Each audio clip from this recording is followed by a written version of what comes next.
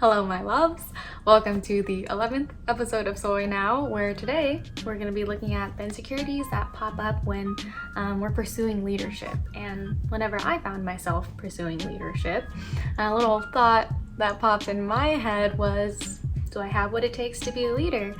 I feel like that's completely natural, right? Because at least for me, the way I define leadership, it's the utilization of a certain skill set with tangible goals in mind so that you're moving yourself and the group that you're serving in a positive direction. That's just such a huge responsibility because, well, for one, that skill set is large and it needs to be constantly expanding and improved upon, and it includes difficult skills to develop like communication, delegation, conflict resolution, organization, stuff like that. And then two, creating tangible goals for yourself and the group you're serving. That could be really hard because that's such a huge question. Like, what do you want to achieve?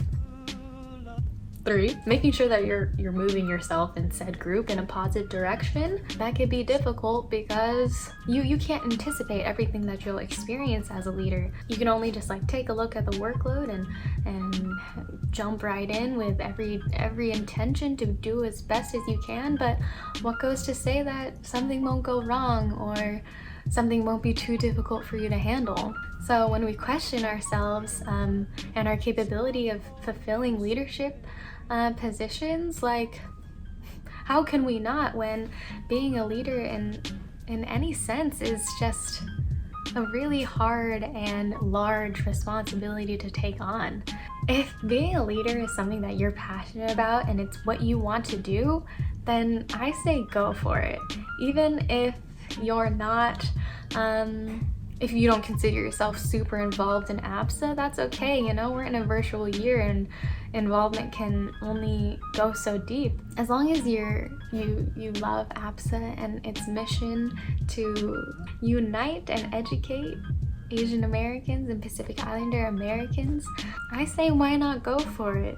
Some of you may be like, oh, Kara, nice one. You use soy to promote shadow program and elections.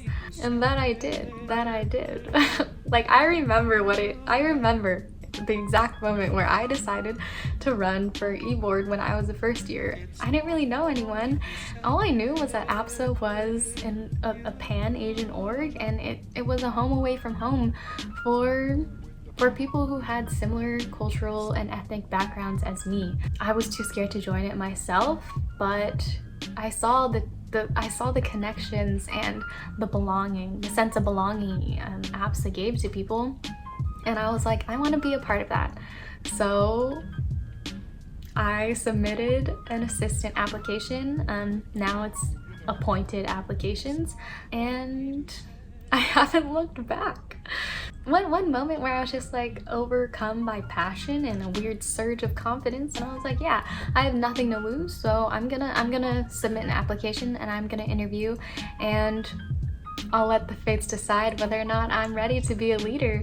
There's a lot of insecurities when it comes to leadership because you're in a position where people are judging your work and judging the effort you're putting into the title that you hold.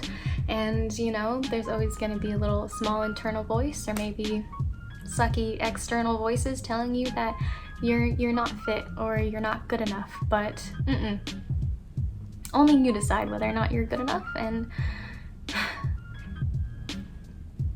that's all there is to it. If you have any apprehensions about joining the shadow program or running for e-board, reach out to me, because my road to where I am at right now, it wasn't straightforward whatsoever, and it took a lot of work, and it's taking a lot of work in the current moment, but I think it's all worth it.